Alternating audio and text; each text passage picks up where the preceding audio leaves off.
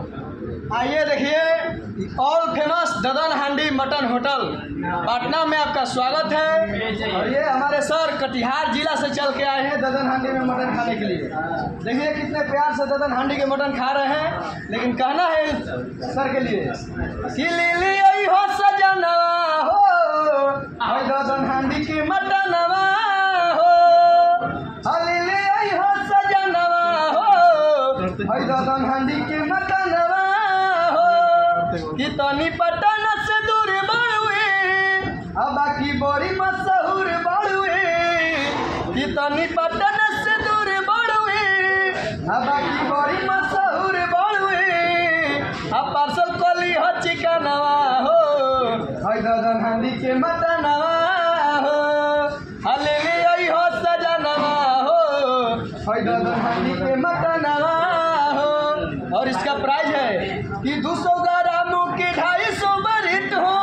रोटी या चावल मिले अनलिमिटेड हो कि 200 ग्राम के 250 बरित हो रोटी या चावल मिले अनलिमिटेड हो कि ददन होटल में सिर आवेले अब बड़े बड़े दिल रे आवेले कि ददन होटल में सिर आवेले दूर दूर से दिल रे आवेले कई खाए खातिर खाना हो ददन हांडी के मटनवा हो